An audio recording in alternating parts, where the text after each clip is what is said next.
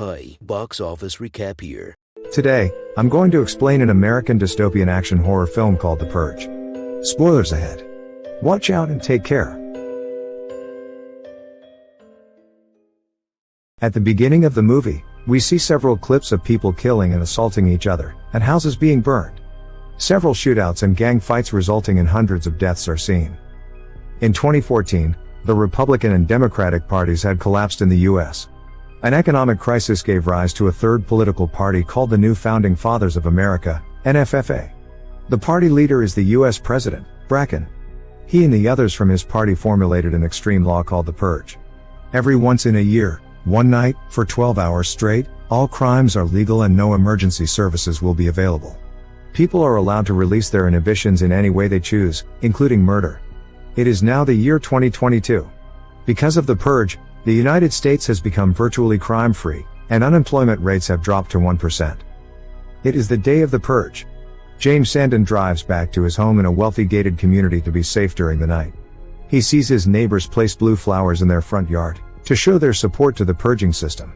James too has a blue flower, suggesting that he is a supporter of the Purge. James is planning to spend the night locked in with his wife Mary and their children, Zoe and Charlie. Zoe is in her room with her boyfriend Henry. James is not fond of their relationship, so Henry sneaks out of the house. As Henry sneaks out, the two see a neighbor sharpening a weapon for tonight. As Mary places the flowers in their yard, their obnoxious neighbor, Grace Farron, approaches her with some cookies. The two talk about the lockdown happening in an hour and go their separate ways. James' son, Charlie, is then seen playing with his creepy robotic toy, Timmy. Later that evening, the family happily has dinner together and goes to their study room to prepare for the Purge. First, James turns on the surveillance camera placed around the house. Then, he turns on the security system which brings down metal doors and windows, closing every possible opening in the house.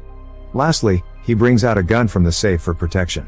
Then the family sits down to watch the official initiation of the Purge on TV. It is announced that the Purge is fully in motion. Weapons of Class 4 or lower are now legal. However, all other weapons are restricted. Government officials of ranking 10 or above are immune to the Purge, so an attack on them is still considered illegal. After a siren blares, any and all crimes including murder will be legal for 12 continuous hours. Police, fire, and any other emergency medical services will be unavailable. As the broadcast completes, the siren starts to blare, indicating that the Purge has now started. James tells his kids that since they can afford protection, they will be fine.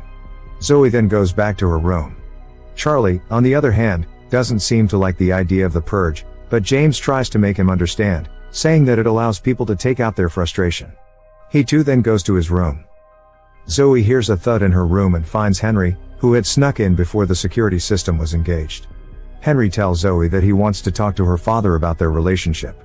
Since James cannot throw him out of the house during this time, he thinks it's the perfect time for him to convince her father. Everyone in the house relaxes, while Charlie plays with his robot Timmy. He moves Timmy around the house, surveilling everything through Timmy's camera.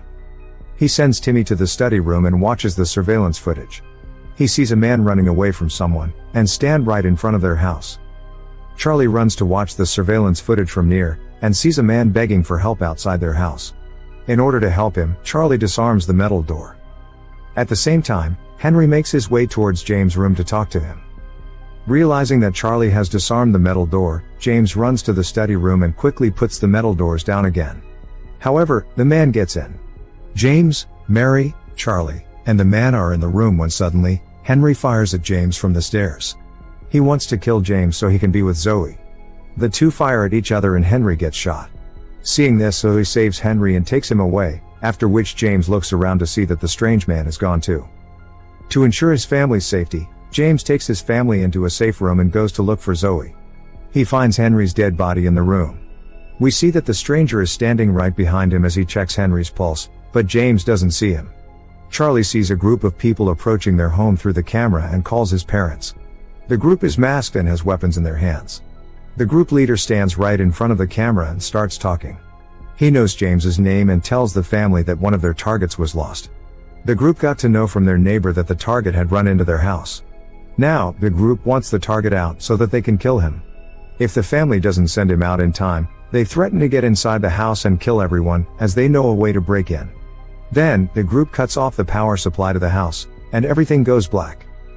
James tells the family that they have to find the man and force him outside, but Charlie is reluctant to the idea. James and Mary go out to search for him. Charlie too looks for him with the help of Timmy, and finds him hiding behind the sofa in the living room. He blinks Timmy's light at the man and makes him follow it. Charlie is trying to help the man. He takes him to his room, where he has formed hiding in the closet. Timmy flashes his light at the hiding, and the man sees it. He finally goes inside it, after thanking Timmy.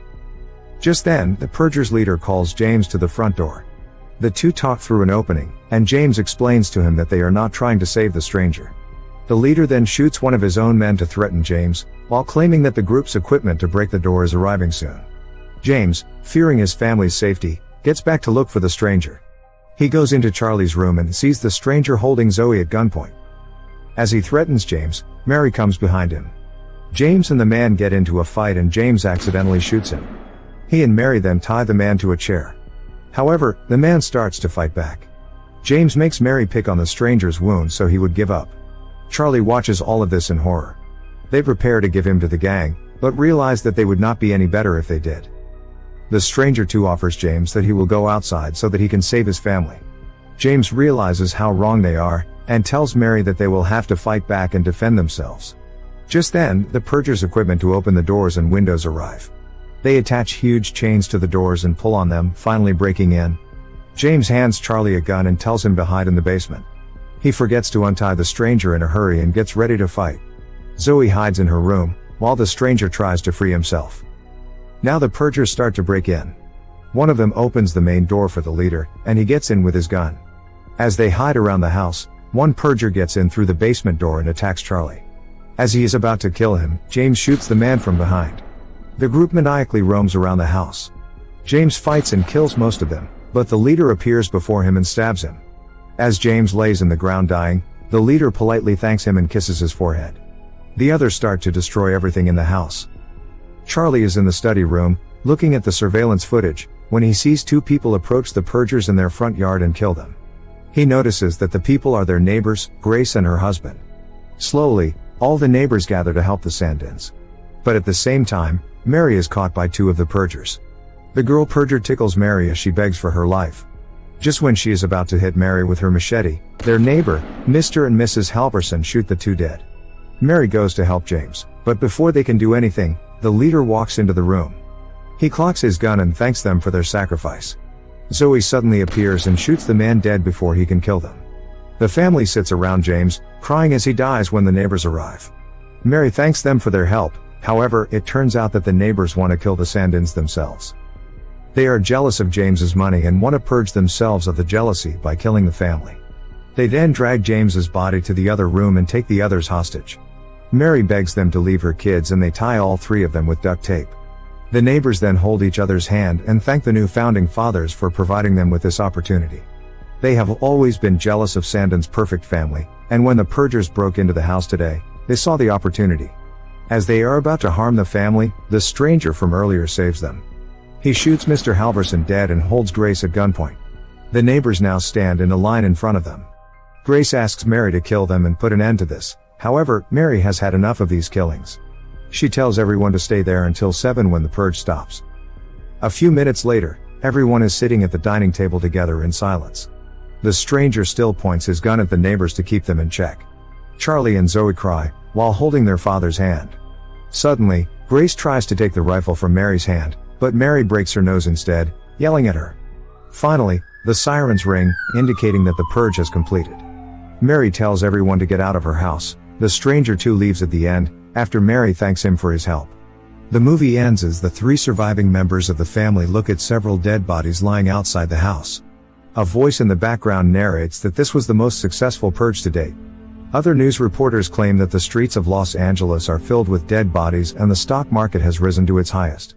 In the end, a man says that he is no longer proud to be American, because both of his sons died in the purge. That was my recap for the movie The Purge. Subscribe for more videos like this, turn on notifications, and leave a like to help the channel out. Thank you for watching.